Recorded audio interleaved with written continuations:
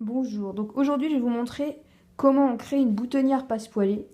Donc c'est une boutonnière qui est renforcée, qui n'est pas faite à la machine automatique avec les clous zigzag. Donc ce sera une fente avec du coup deux tissus passepoilés. Donc ce qu'il faut surtout faire, c'est marquer les 4 endroits de l'enforme.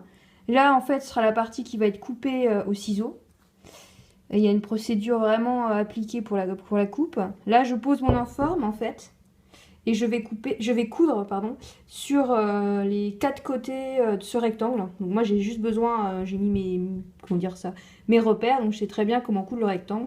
Et je vous montre ensuite comment je coupe et je vais retourner l'enforme, ce qui fera que ici j'aurai un trou propre que je vais refaire ici du même côté. Je vais faire pareil, donc parce que en fait j'ai besoin que ce soit doublé. Ça c'est le devant de la gigoteuse doublée. Vous allez voir ensuite, je vais rassembler en fait le devant avec, on va dire ici c'est la doublure. Et je vais devoir mettre les passepoils, ce qui fera que je vais devoir ensuite surpiquer tout autour. Bon alors là je viens de piquer. Donc comme je vous ai dit, j'ai fait une piqûre donc, du rectangle. Là j'ai déjà dessiné en noir, c'est là où je vais couper. Donc c'est vraiment la coupe, elle se passe au centre. Et ça fait des triangles sur le côté. Parce que je vais retourner ça à l'intérieur pour avoir... En fait, la propreté, tout va être à l'intérieur. Moi, je vérifie tout le temps, en fait, donc sur mon patron.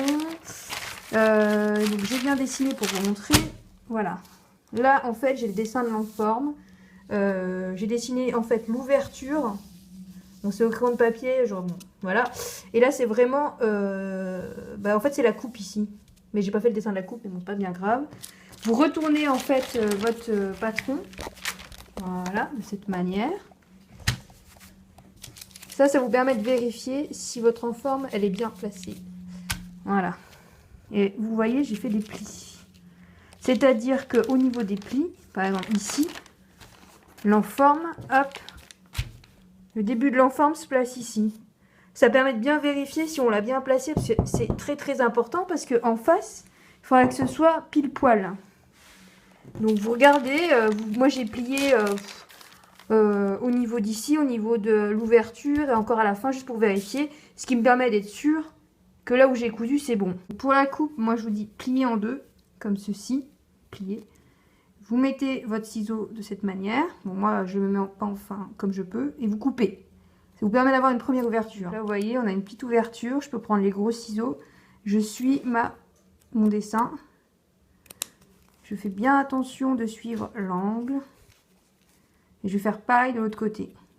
Donc voilà, donc là j'ai vraiment ouvert. Je passe tout dans l'envers, puisque ce que je veux c'est que la propreté sur l'endroit soit nette au niveau de l'ouverture. Hop. Alors une fois que vous avez surpiqué le contour en fait de ce qu'on a fait à l'étape précédente, moi je fais quand même une surpiqûre parce qu'au moins ça va bien tomber. Voilà, donc là je vous montre les passepoils là. Sur le devant j'ai mis des épingles. Donc comme ça on va bien, je vais devoir surpiquer au niveau des épingles, je vais mettre à 5 mm de la couture, ça va vraiment bien renforcer. Derrière, donc les passepoils, ils sont positionnés de cette manière.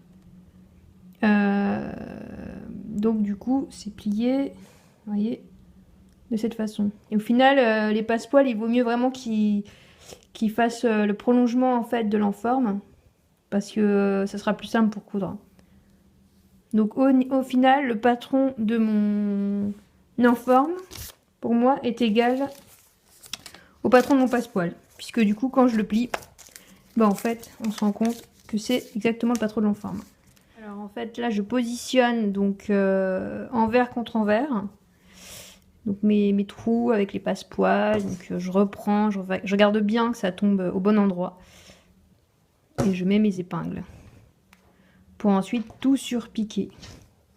Ce qui fait que derrière et devant, de l'envers c'est normal, on verra que ce soit blanc. Ça, ce sera l'envers de... C'est là où le bébé, en fait, il touchera le côté rouge. Et l'extérieur de la gigoteuse, ce sera ce côté blanc.